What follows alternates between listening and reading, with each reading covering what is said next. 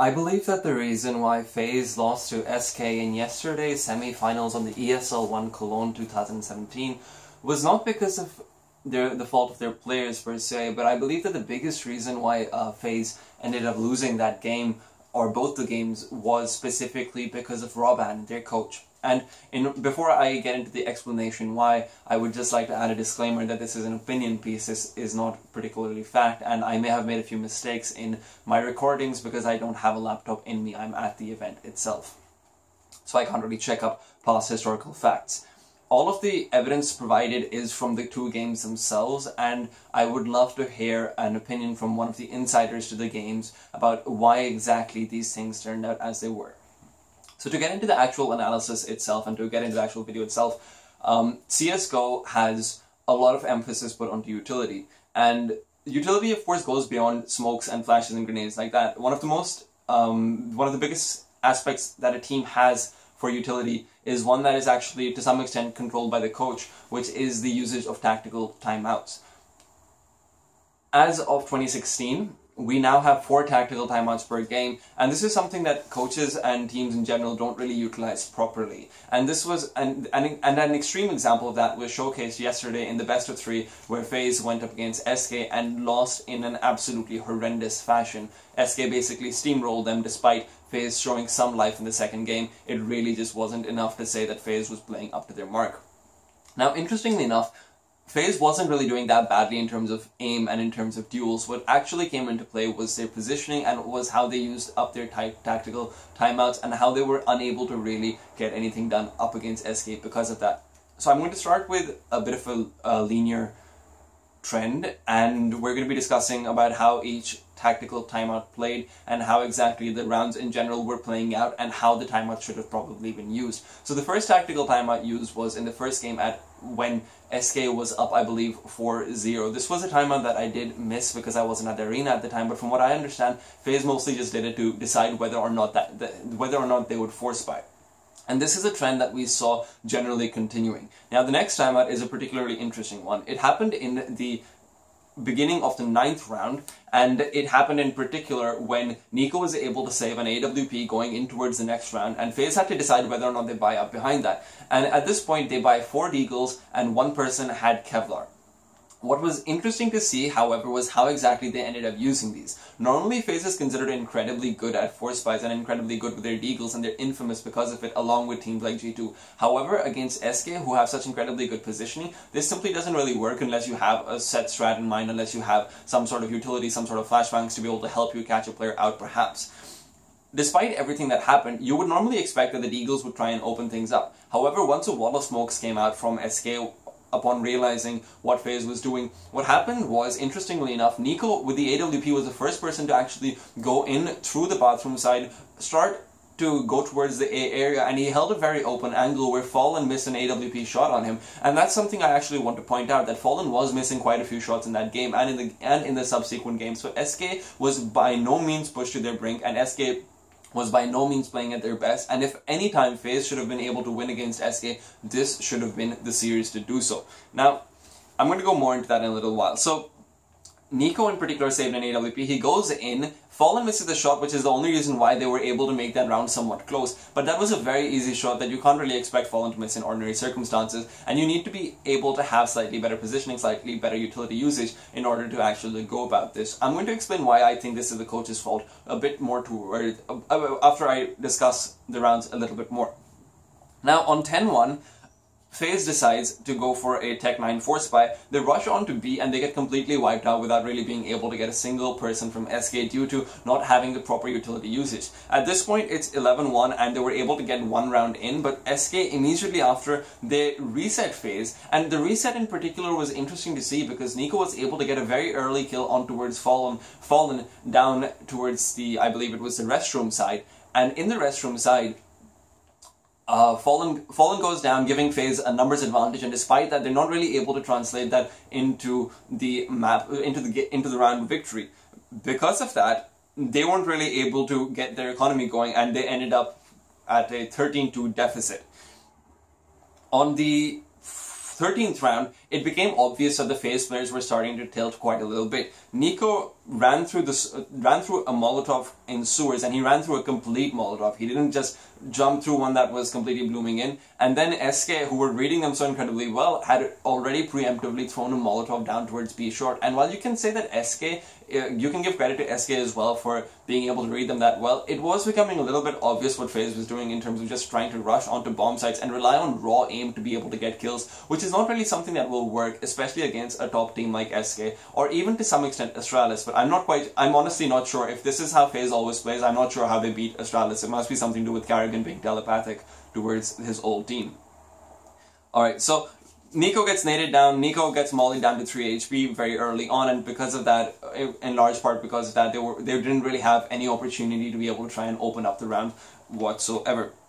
The second half comes in, and this is where Faze wins the pistols after being down in a 13-2 deficit. This is where you're hoping that, okay, maybe they can actually translate this in towards something on the lines of a bit of a comeback. If you get your first 5 rounds on the basis of the first gun round, on the basis of the first pistol round, then you have a little bit of a chance. You're 13-8, it's a much more doable scoreline, it's a big morale boost as well. What's interesting though is that SK was able to get an eco round out, and which is fine, it happens to the best of teams, but how Faze played after that anti-eco that they lost, Faze ended up buying pistols on all of their players and a scout on Karrigan. What was interesting to see was how they positioned these pistols and Karrigan himself. They did not stack a sight, they did not try and set up crossfires on close range like you normally would with pistols. Instead, they sent each and every player somewhat solo, and it seemed like they didn't really have any direction that they wanted to take. It didn't really seem like they had any proper communication between them, where you would normally expect maybe the scout to go towards long on overpass side, and you expect a pistol crossfire to be set up towards the middle of restrooms area where you can hopefully get a few frags on short range with those 5.7s, with those P250s, and that just simply wasn't visible, and SK was able to pick them apart one by one, and it's really, that was the defining moment, and I think that was what the story was throughout both games, where Faze was just making fundamental CSGO errors. They were not really playing badly as an individual, but they were playing badly as a team. And that's where I think that a coach has to come in, that's where a coach has to call the pause as an external viewer. He needs to recognize that, alright, this is the problem that my team is facing. It has a very easy solution. I just need to stop this for a little while, let them get their head in the game, let them maybe change some things up. Instead, what we saw the trend in the first game that was continued in the second game was that the only time Faze ever calls for a pause is when they're deciding whether or not they want to force buy, which is absolutely ridiculous given the circumstances and given that they're having so many obvious positioning difficulties up against SK in a situation where even if it was any other team, they might have been able to capitalize off of it. That's how poorly Faze was playing in Game 1. Now, Game 2 was something that was a lot closer. Game 2, I believe it ended on something on the lines of 19-16. So you might, on paper, think, oh no, that's a pretty close game. No, it wasn't. There is no way Faze should have lost that game in any ordinary circumstances. Faze played that game so incredibly badly that I'm shocked. I'm absolutely and utterly shocked. And let's get into the interesting side.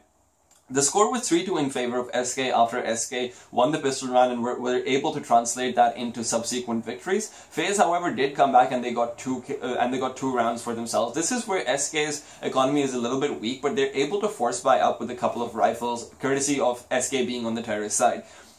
Faze, despite realizing that this has happened due to some information that was gathered, if I'm not wrong, in the 6th round, Faze uses all of their utility by 50 seconds. They get destroyed because of their poor anti-force by positioning, because they're just standing so completely isolated without the proper crossfires really being set up, where SK is able to completely isolate them with their superior utility, which they hadn't really properly used until then.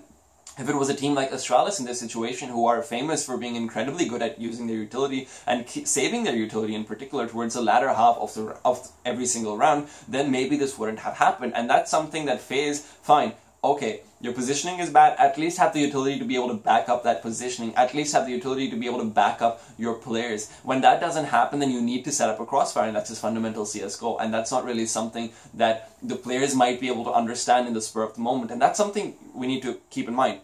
The players are constantly in the game, they're constantly dialed in, they're constantly playing. The coach isn't even communicating with them most of the time. When he comes in, he is a completely separate entity. He's basically an observer who's giving them a new perspective, who's saying, okay, you know, you guys are tunnel visioning on one thing, you guys are tunnel visioning on trying to get your individual game up, you're trying to tunnel visioning onto getting your individual frags up. You guys, maybe, you know, we can set up a crossfire over here, maybe you can do a little bit better over here. And once you get a couple of rounds in, that's where the coach should pause and say, okay, this is what we're doing well. This is what we think that is going to happen. Let's not get ahead of ourselves. Let's keep our heads in the game. Because a team like Faze is incredibly dependent on having their individual players go and stand out. And to be honest, the only reason why Faze was even in the second game was because of Rain being ridiculously good and carrying the game harder than he had any right to actually do so. Of course, the 6th round that I was talking about where SK did force by, Faze did end up winning, but that's only because, again, Rain got a ridiculous 3 kills, and 6 rounds in, he has 12 kills already, so you can already see the impact that Rain is having. However, immediately after this, in the 7th round, SK forces again, and this is something I would like to point out, that SK is not a team that is known to be like G2, to be known to be like Faze, where they aren't really a very cerebral team. They're an incredibly well thought out team, they have incredibly well thought out processes and incredibly well thought out executes. So when you look at a team like SK continually forcing up, it's because they found a chink in the armor of Faze, and that chink was again their positioning. SK forced so many times in the first 7 rounds, and again on the 7th round they win because of Faze not really having the proper anti-eco setup. And to anyone who says that, okay, no, it's not the setup, it's how good SK is, yes, SK is playing incredibly well, don't get me wrong, but at the end of the day, if you look back towards NIP, when Threat joined them as a coach, Threat had such an incredible impact on them because he was able to constantly make it so that NIP became famously good at anti-ecos. They weren't really that good as a team, but when it came to anti-ecos, NIP was amazing. Because that's where your aim doesn't really matter all that much. As long as you've got the superior positioning, as long as you've got the perfect crossfires, then more often than not, you're going to end up winning them and you're going to end up in a favorable position. While in this situation, we saw Faze, an incredibly skilled team who were hitting their shots, by the way. Nico had some great deagle shots. Karrigan had a very good 2K down towards mid in in the first half of the second game in Cash, where he was able to completely destroy the SK players who played everything to perfection. So it's not that their players were having bad games per se, it's just that they weren't fitting together, they weren't meshing together, and while SK played well, they just mostly exploited Faze's faults rather than actually going above and beyond. Okay, so after SK won the force buy, they proceeded to get reset by Faze, and they called a timeout at 4-4.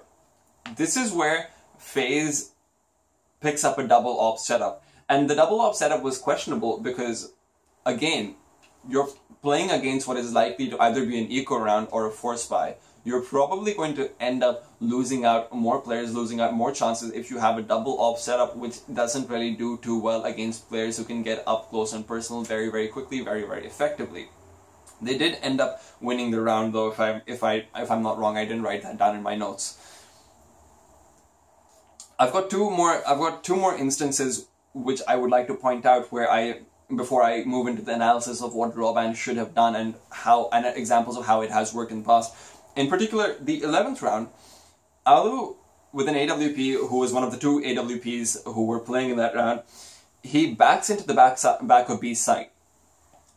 This was against what was proven to be a force buy, what was proven to be an obvious force buy, and despite that, he backs into a range where you have to hit some ridiculously good shots, close range with an AWP, and while that's definitely possible, and Alu is a good enough player, that's not something which you want to force yourself into. You don't really want to ever force yourself into winning because of skill. You want to win because of how well you're playing the game as a team. You don't want to always have to win because of, ridiculous individual skill moments like Kenny S has in G2 or like Nico has in Faze. That's just simply not the ideal scenario. Of course, if you can get both of those things going on at the same time like SK or Astralis do, then that is the perfect scenario, but ultimately you can't rely on personal skill all the time.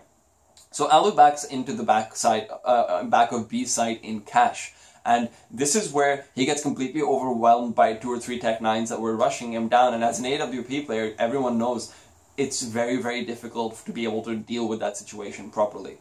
Now, this again is showcased where the positioning from SK and the communication from SK in comparison to Faze is ridiculous. And the best example that I could find of this was the 17th round. Cold Zera had one person was being attacked by a pistol in Z connector. Yeah, Z connector. This is where the pistol from Faze flashes Cold out. Cold backs off. He doesn't go in. He doesn't go for the repeat. He keeps making noise. And Taco, in the meanwhile, is coming up from highway from the backsides, and he's able to get a quick headshot with a UMP. Doing so allows him to not only get the extra money to the UMP because of the SMG kill, it also allows Cole to make sure that he isn't risking an AK-47. He's not risking losing out more than they need to. He's not risking giving a rifle over. And although it's a very easy situation where you say, oh, you know, we're winning, we're doing so well, I feel on point, I feel on fire, let's just go peek the pistol, who cares? And I feel like that's something that the players from Faze would have done, but he doesn't do that. That's where Taco comes in from the backlines. That's where the communication is on point, their positioning is on point to be able to make sure that everything's working out effectively. Compare this towards what Faze were doing throughout the entire series, and it's very difficult to say that Robban did a good job at that point. In the second game, Faze paused at 3 separate instances. 7-13, 5-6, and 11-14. Every single time it was to decide about whether or not they should force buy. I don't know what was going on in the booth, obviously, but to an outside spectator, that's what it seems like. At no point did it seem like Robban called for a pause in order to reset their mentality. At no point did it seem like Robban called for a pause in order to try and go for a set strat. At no point did Robban seem to call for a pause in order to say, guys, let's, maybe let's position a little bit more like this. This is the mistakes you guys are making, because they kept making the exact same positioning errors throughout the series. And I don't blame the players for that. I honestly don't, because this happens when you're so focused. You can't, when you're so focused on your own game, and you're such a good individual player like all of Faze is, they're all legends, essentially they're all superstars in their own right. But as a team, when things aren't really functioning properly and you're against a team like SK, that's where Robban is the man who needs to step in. Robban is the man who needs to call for a pause and explain that, okay, maybe let's try this. Maybe we need to figure things out. Faze lost the second game to SK despite Rain having 26 kills, 19 rounds in, where everyone else had about 7 or 8 kills. And the funny thing is, it's not even that those players were having a bad game, as I've said before. Those players had some high impact rounds. Carrigan had a high impact round. Nico had a round where he was able to open up with 2 deagle shots. Nico had a round with the M4A4 where he was able to get a very quick 2K from highway down in towards that A site. Kiyoshima had a few great shots in, and that's the thing. If all of that is happening, and you have a player who at the end of a 1916 game has 39 kills, then you shouldn't be on the losing side, because at the same time, SK, Fallen is missing his shots. Cold, Zera, and Taco are doing a great job, but they're not outperforming what they normally do. And that's the thing. They're not going above and beyond. Yes, they're excellent, and the point is, excellence is norm for them. They're not going above normal. So evidently, SK isn't playing at their best, and Rain has 39 kills. Faze are having impact rounds from their other players as well. What's going wrong? It has to be their positioning, and it has to be Robban as a coach, who is the only person who I believe in that stressed out situation can really step in and do anything about it. So ultimately, Faze's failure at the ESL One Cologne 2017 doesn't come down to Robban. So it doesn't come down to their players. It comes down to Robban. Now, of course, I would love to hear everyone's thoughts on this. If I've said anything incorrectly, then I would appreciate the corrections coming in. In particular, I want this to reach Faze, and I want to get a response from them, an explanation from them, because I believe that we as a community, especially the ones who are big fans of Faze, as I am, we deserve to know to some extent, to some extent. In particular, as well as that, I would really like a response from Yanko and Lurpus, because those are two players who, those are two analysts who do bring out a lot of the numbers game, who bring out a lot more about putting these individual rounds into perspective and about playing smart CS instead of playing talent-reliant CS, which is what Faze seem to be lacking and which is what they seem to be doing. Now, with that being said, if you enjoyed the video, please make sure to like, comment, subscribe, all that good stuff. There's going to be more videos coming up very soon after.